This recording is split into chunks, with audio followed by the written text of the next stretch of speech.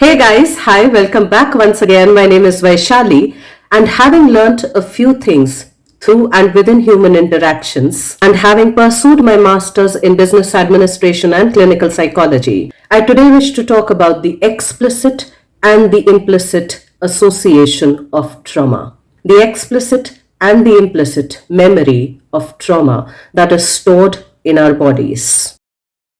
So just a few days back, I was listening to this podcast wherein Riri Trivedi had gone on to mention that our subconscious is our body. And then I'd come across this quote by Dr. Joe Dispenza, which said that your body is your subconscious mind. And quite naturally, it connects with the thought wherein Dr. Bessel van der Kolk says that your body, that your senses, keeps a score of everything. It keeps a score of things that you think you have noticed, that you have observed, and of the things that you think you have not noticed.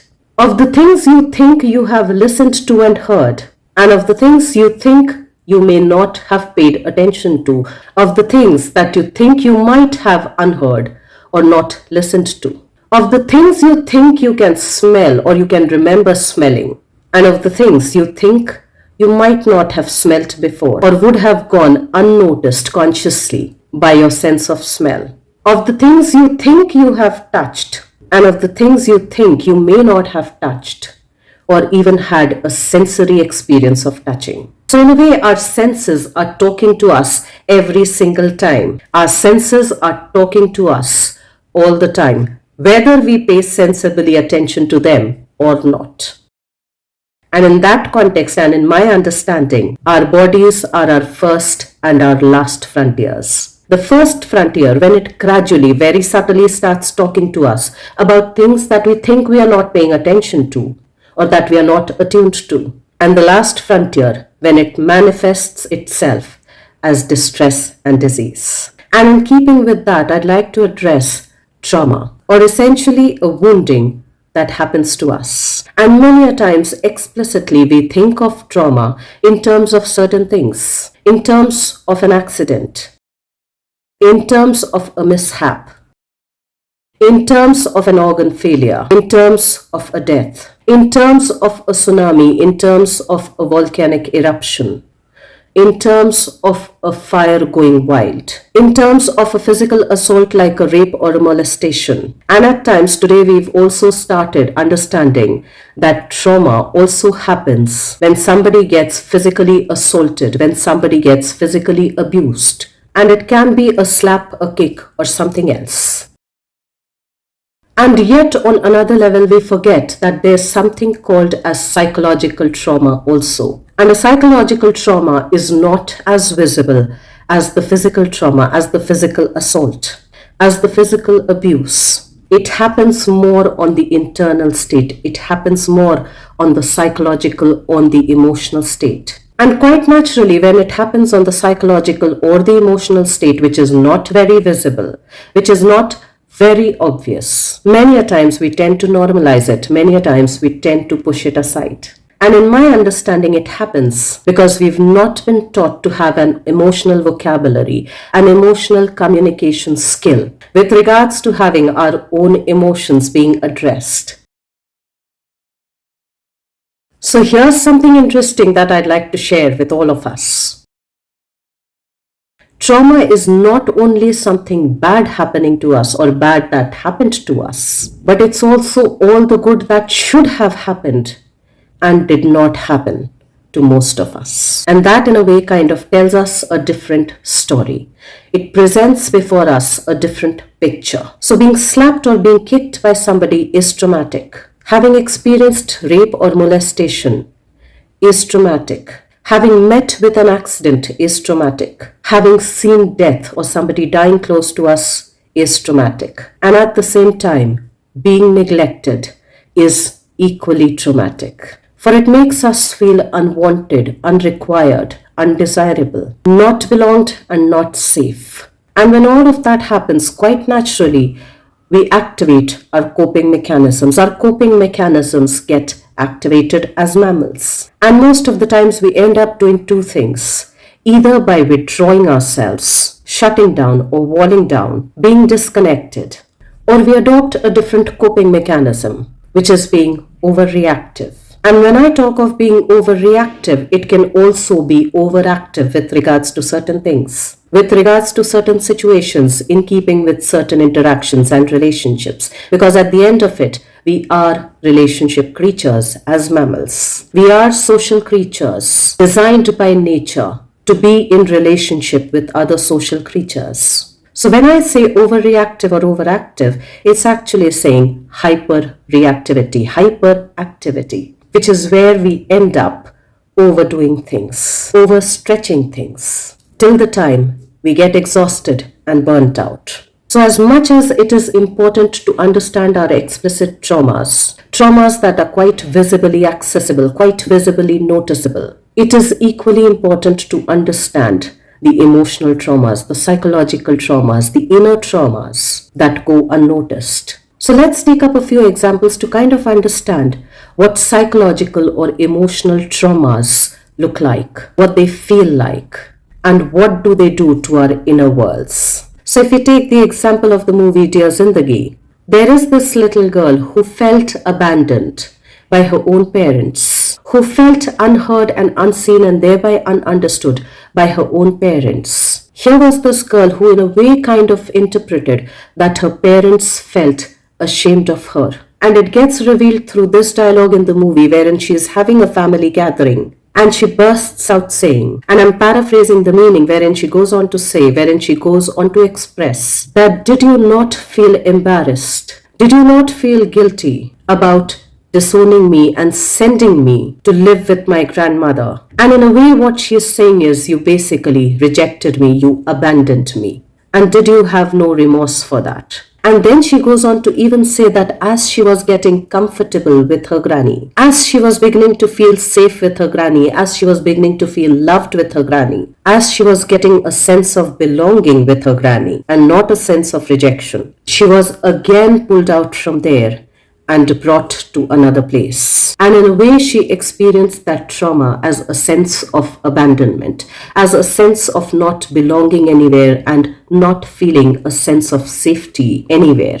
Which is why she had difficulty with intimate relationships, which is why she had difficulty with expressing herself, which is why she avoided interacting with her parents a lot many times, which is why she also had trust issues. And in a way, at this stage in life, when she is talking to a therapist, she realizes how that trauma had affected her romantic relationships, how she felt more safe with her friends who made her feel belonged, made her feel understood, made her feel seen, made her feel safe, was exactly the thing that she missed while she was growing up. And since our body is our subconscious mind, it kept a store of all of those things and reacted when she felt threatened, when she felt not belonged, when she felt rejected, when she felt abandoned, when she felt she could not express herself, when she felt misunderstood, ununderstood, when she felt unseen, when she felt unheard. Likewise, if I talk of the other two movies, Bhool Bhulaiya 1 and Bhool Bhulaiya 3, wherein in Bhool Bhulaiya 1, a similar case of abandonment had been experienced by the character played by Vidya Balan, wherein as a kid she had felt abandoned by her own parents, who had left her with her grandmother to pursue their own dreams. Quite naturally, that would not have been their intention.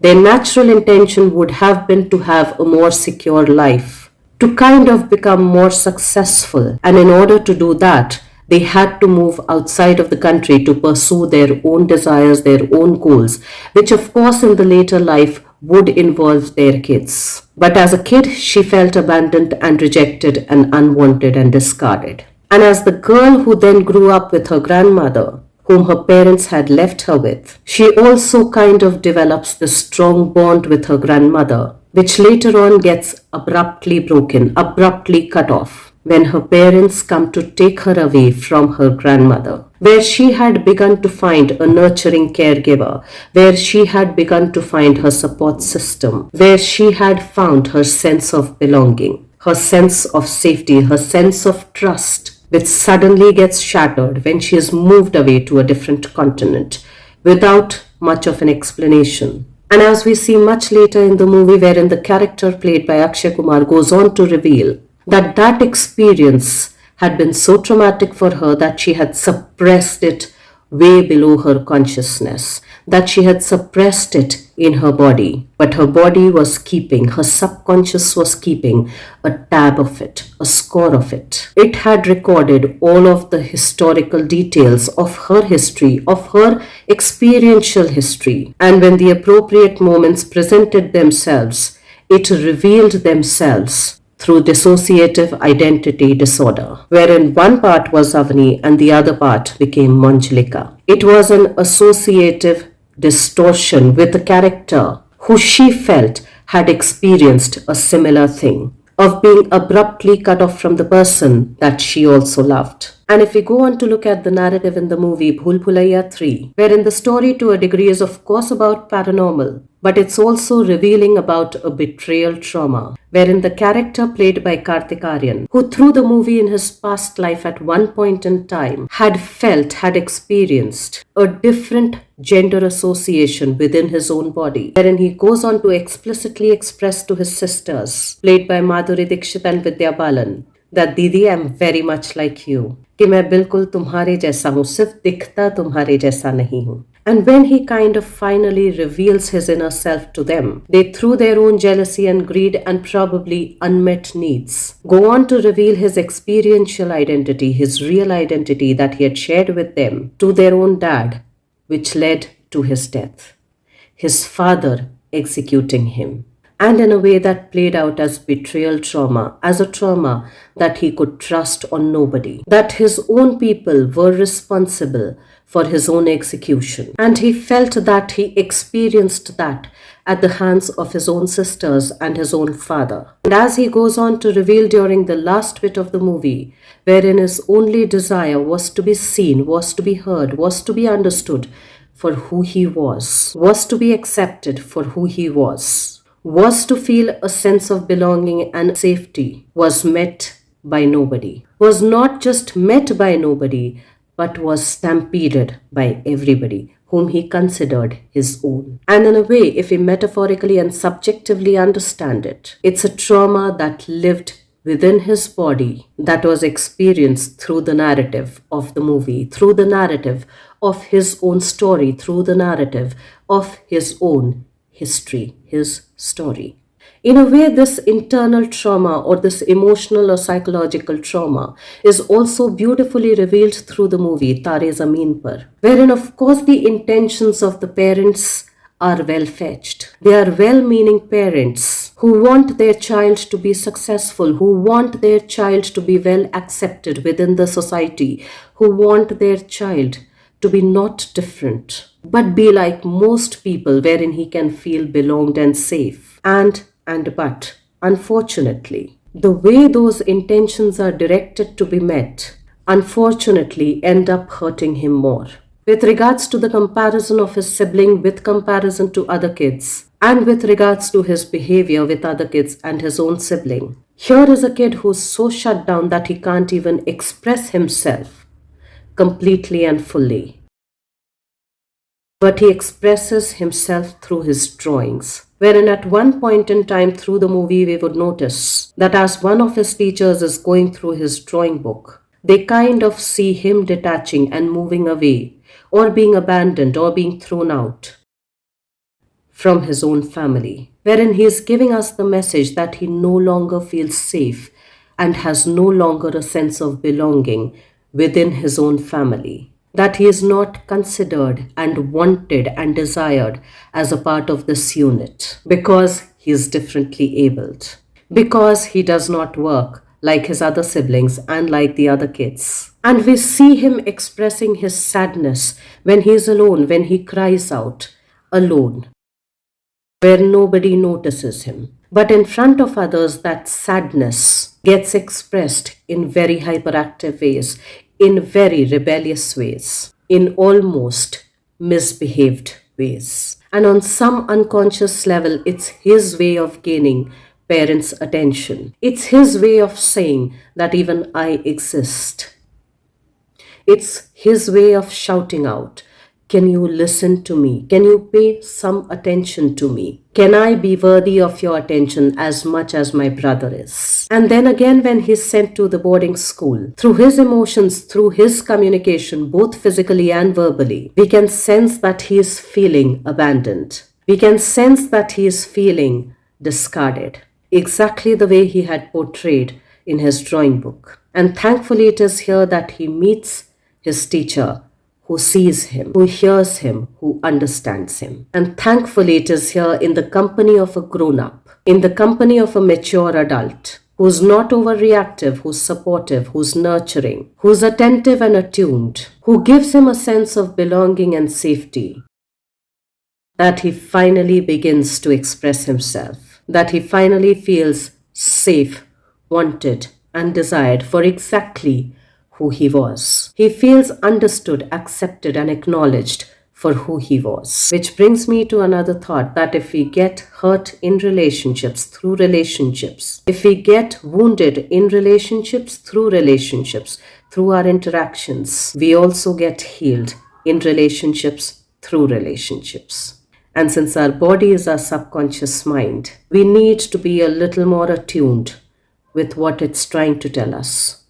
When it's first gently tapping, when it's first gently nudging us to listen, to pay attention, to be in tune with our own senses and thereby our sensibilities and thereby our interactions. For every interaction, verbal and physical, gets embedded on a cellular level. And if we are not sensible enough to listen to those tappings of our body, of our subconscious mind, the only thing that it can do is shout and scream and roar a little louder till we actually pay attention. So let's pay a little more attention towards our interactions, verbal and physical. Let's pay a little more attention to our feelings, for they are embedded in our senses. We can only feel what we can sense, what our senses can sense. Let's pay a little more attention to what we think we have paid attention to and what we think we have not paid attention to, because all that registers